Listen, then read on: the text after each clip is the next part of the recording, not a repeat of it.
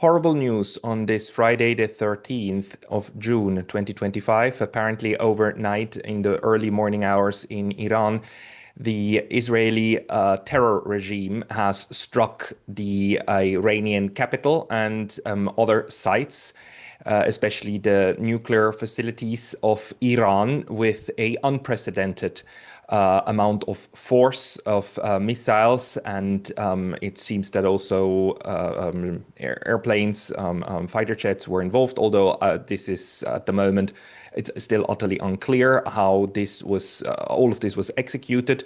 The only thing that we know so far is that in the capital you had a lot of explosions. You have severe damage to the nuclear facility in Natanz. How bad it is, we don't know. We know that the Iranians are in contact with the IAEA, the nuclear watchdog, and they're trying to monitor and assess the situation of whether radiation is leaking or not. And this is the largest single escalation in the conflict between Israel and Iran ever. This is the largest airstrike ever, and some Israeli commentators on X are trying to put this into context and saying that, oh, the Iranians attacked us too a couple of months ago. It's like, no, no, no, no. The Iranians were striking back at Israel after Israel assassinated people in Tehran and after Israel attacked Iran's consulate and embassy building in Damascus at the time. Now this is an out of the blue attack, an act of war, an absolute aggression, and without doubt a major and horrible escalation. And I do not see how this is not the beginning of a war between Iran and Israel, and by implication then also the United States, which is obviously what Israel is planning for. And once we are hearing that the Israeli strike was very successful, actually. They managed to kill two top leaders of the Iranians, one being the General Hossein Salami, the commander-in-chief of Iran's Islamic and Revolutionary Guard. This is apparently confirmed also by the Iranian side. And then there was some dispute on whether or not a second top leading general was killed, but this is apparently also the case. Major General Mohammad Bagheri, Iran's highest-ranking military officer. Both of them killed. Also, is nuclear scientists killed in their sleep, in their living quarters, in their homes. Because of this sneak attack and by Israel, and also the fact that there were all of these explosions, like major explosions in Israel. We can this is the other man who was killed, the Mr. Salami. We must say that the Israelis managed to overcome all of the air defenses of the Iranians without doubt, and that this is of course a major, not only a major escalation. This is also to a good extent an embarrassment for Iran that they were not able to intercept this or prevent this. We know that civilian buildings were hit in Tehran. Here we see one of them burning. You see how large these explosions are or were. We know that children died in this attack, and the media in the West is now currently repeating or is quoting Benjamin Netanyahu, who gave a press conference right when the attack was underway, and calling this a preemptive attack on Iran. And the word preemptive is now the adjective that is also being repeated currently by several news outlets. And at the moment, we are still seeing different kinds of reporting also among the outlets on BBC and so on. So apparently the memo has not gone out yet of what exactly to call this blatant war of aggression, this attack on another UN member state.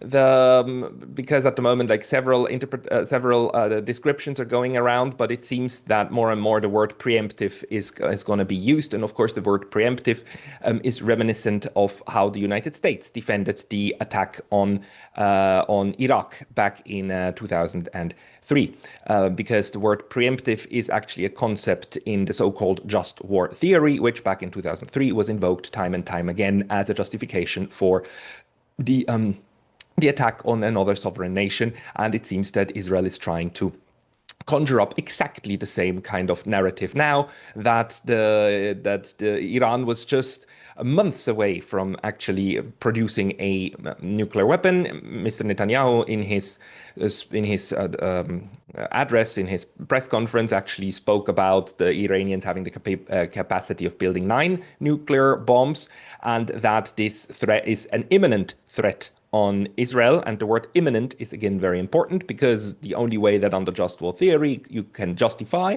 a so-called preemptive attack is if the threat to your home country is imminent. But in order for this to be preemptive and imminent, actually, the military of the other side must already basically amass troops at the borders and have stated its intents. So this is utter BS, of course. This is total BS. This is a unprovoked aggression by the Israelis against the Iranians, and this is this time truly and utterly unprovoked, because just let's remember there were negotiations going on. On Sunday, actually, Mr. Witkoff of the US is supposed to meet for the 6th or 7th time the Iranians in Oman and continue the nuclear talks. So while the Americans are still in talks with the Iranians, now Israel decided to strike. The US, Donald Trump apparently just gave a press interview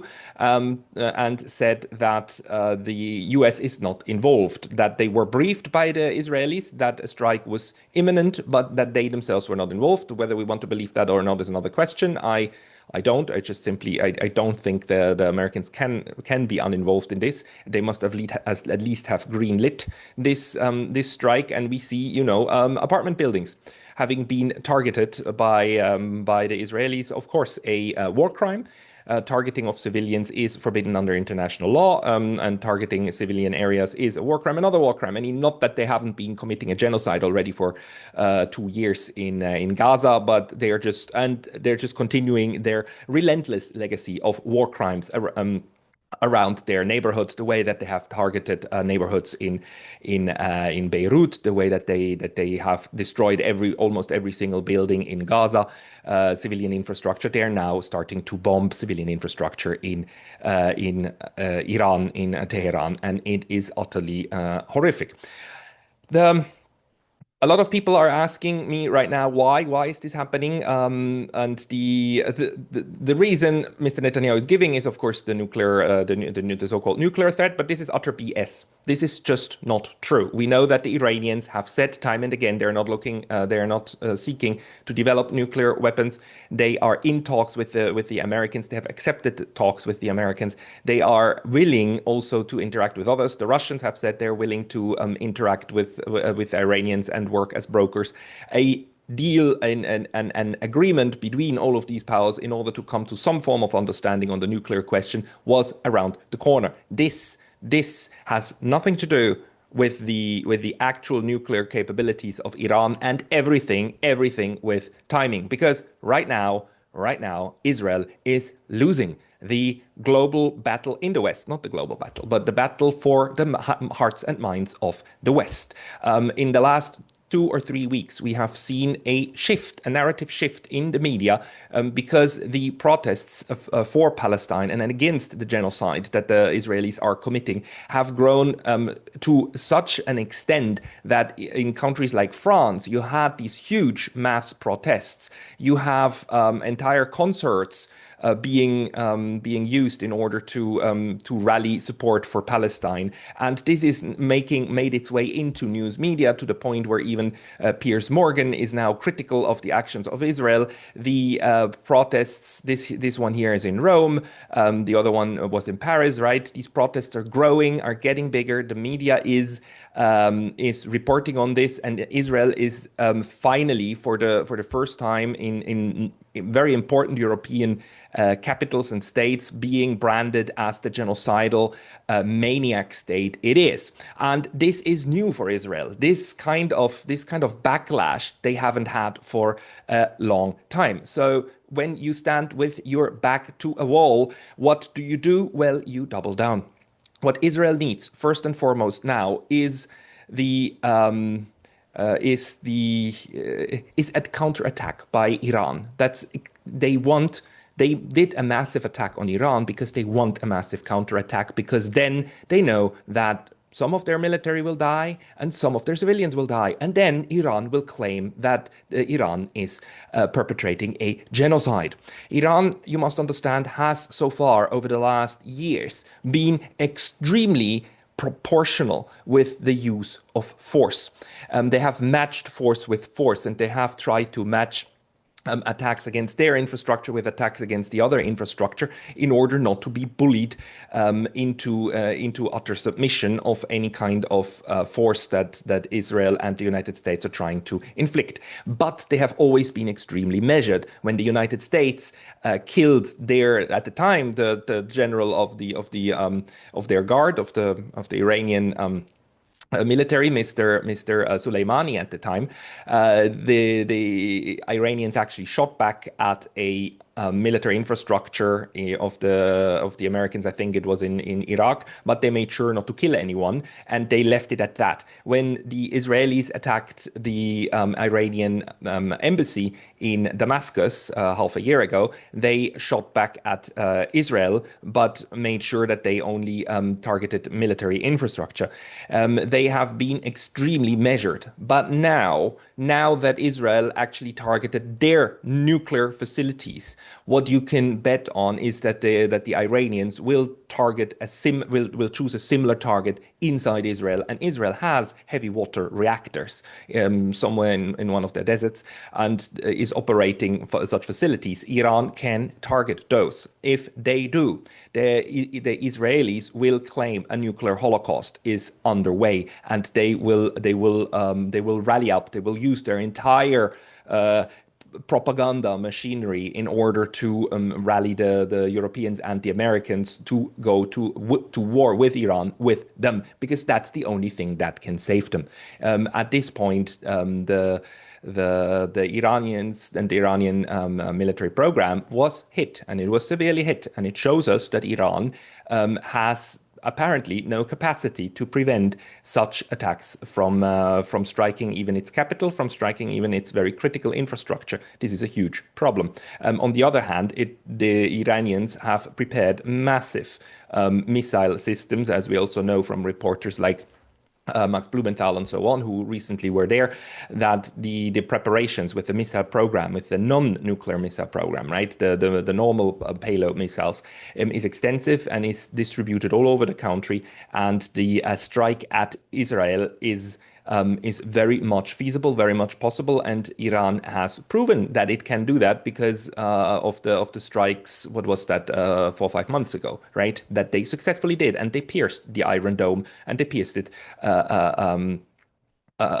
quite extensively. You had a lot of Iranian missiles actually hitting Israel. So they can do this too. What this shows is that both of these countries do not have the capabilities to disable that offensive weaponry of the other one, and both of them can be hit. Now, if this is the entire point of Israel. Israel now is waiting to be hit by Iran in order then to ratchet up, again, unconditional support.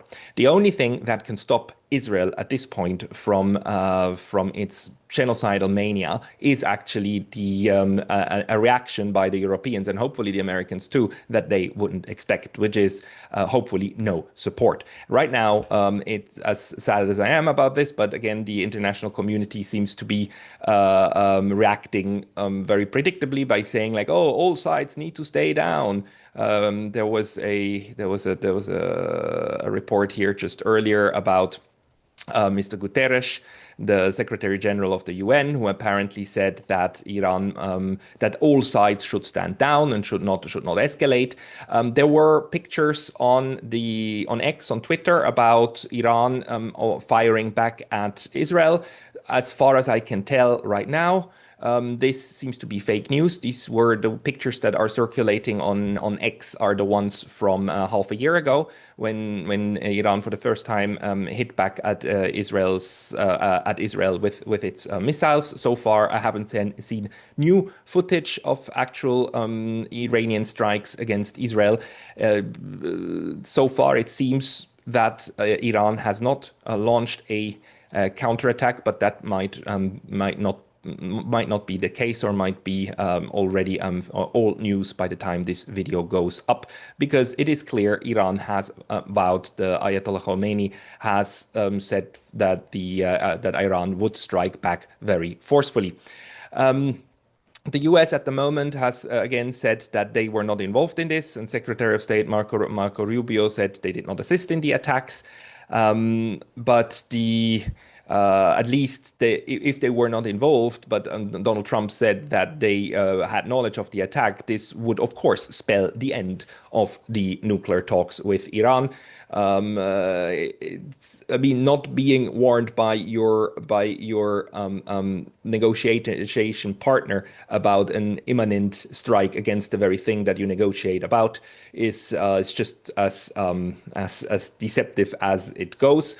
I cannot imagine that the Iranians will be still willing to meet the Americans on Sunday, although apparently Mr. Trump said, or the Americans said, that they are still expecting the nuclear talks to continue.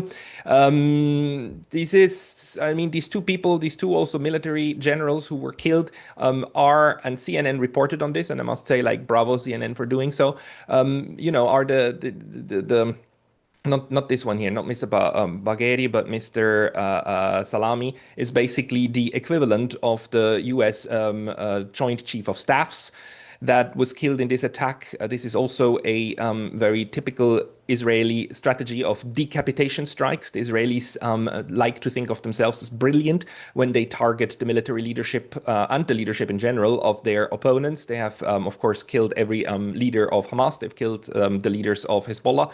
They're going directly after the leaders. This is, again, a very Israeli thing to do, because if you compare this to the war between Russia and Ukraine, both of them, the Russians and the Ukrainian, have refrained from attacking the top leadership, civilian and military, of each other, although the Ukrainians are the ones who are assassinating generals also in Moscow in these kind of sneak attacks, but they haven't gone after the absolute top level, and neither have the Russians, because in general in wars you have an incentive not to strike the other top leaders in order not to be struck yourself. But it seems that this is something that Israel wants to provoke right now, of a counter-strike against their military leadership, or against their leadership in general, again, in order to play the victim card. What Israel needs, what Israel wants, is it wants its victim card back, because it has lost the victim card, at least in Europe. And also in the United States, the victim card is getting extremely shaky, or is becoming more and more useless, and it needs it back.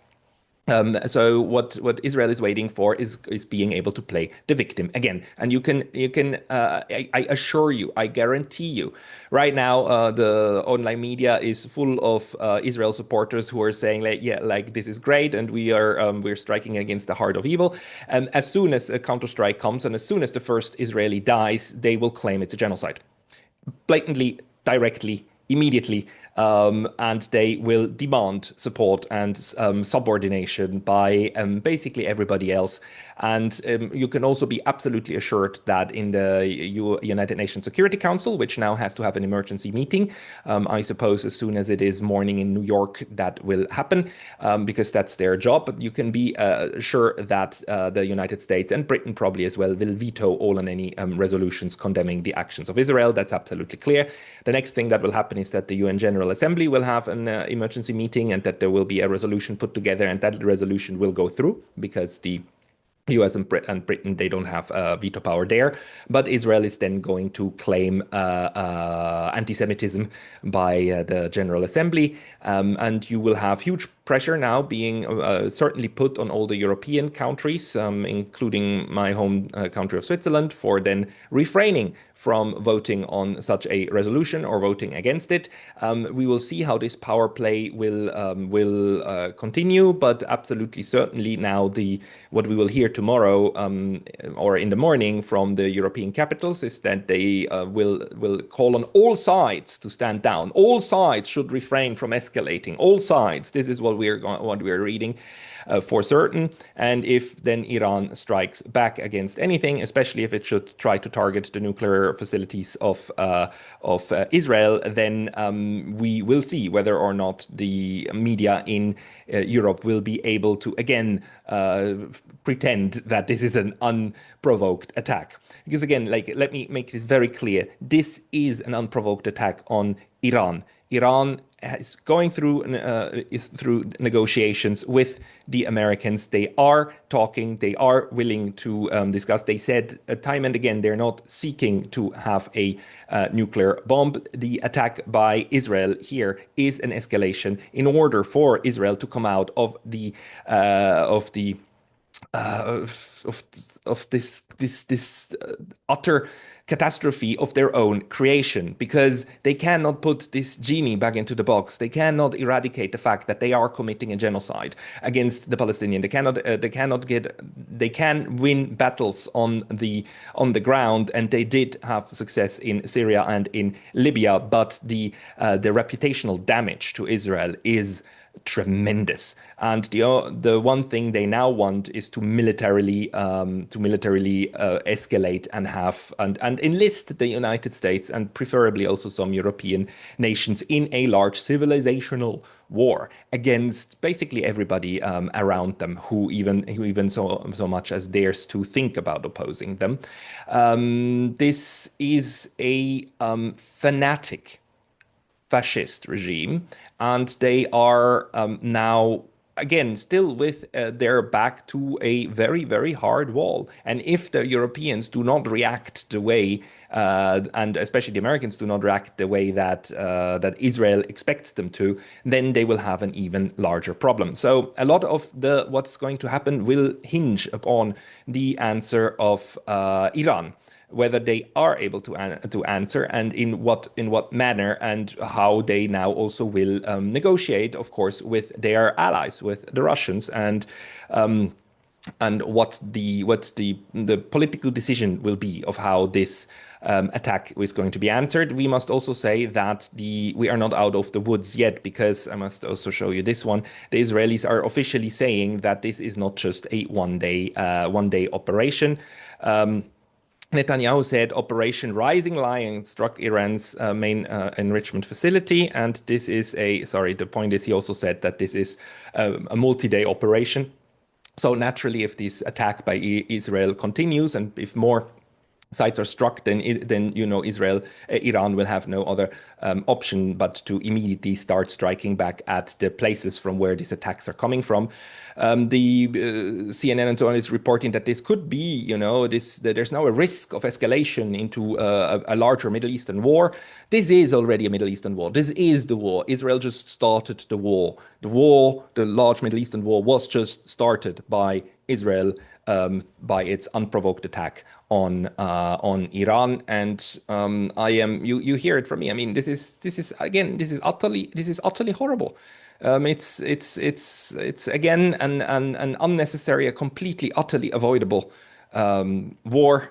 but done by a regime of an apartheid regime, a genocidal apartheid regime of injustice that is now trying to take out the biggest one of its opponents. And again, Iran was the last one of the 7 countries on that U.S. neocon list of governments targeted for regime change. So here we go. The neocons have it. Lindsey Graham already posted on Twitter that it began, and pray for Israel. He's literally said pray for Israel. It's like I don't understand that. When in the world would you pray for the aggressor, for the one who starts a war? Of course, if you're a U.S. neocon and you've started all of these wars, then you have nothing but sympathy for other psychopaths who start wars against people you dislike. But yeah, here we are. The neocons got their next war, and it is, ladies and gentlemen, a war in the Middle East. And if the United States is dragged into this, then we know that the only silver lining is that there will be more lease on life for Taiwan, because the US will now be busy with Ukraine and with Iran, and will probably not have much time to spare on preparing its third theater. Although we know that neocons in the United States have been talking about that and have written articles that the United States can manage even 3 theaters at the same time, right? These people are absolutely sick. They're sick to the core. Not just mentally rotten, but also psychologically sick to the core. And the only question is, how will Iran respond, and does it have the capability of responding in a forceful enough way to make this stop? Or at the moment, the options are really bad. If they don't respond, then Israel will take it as an invitation to destroy more and attack more. And if they respond, then Israel will take it as an excuse to claim that a Holocaust is going on against them, that they started themselves. They will do that as night follows day. Absolutely clear. My prayers and well wishes to everybody in Iran, and I hope people will be safe. I hope from the bottom of my heart that the damage on the nuclear facilities are such that no nuclear radiation is leaking, and that this will stop as soon as possible, and that the civilian casualties will be as low as it gets. But I do not see how this is not the beginning of how this has not been the beginning of the next large Middle East war. Sad times on a Friday the 13th.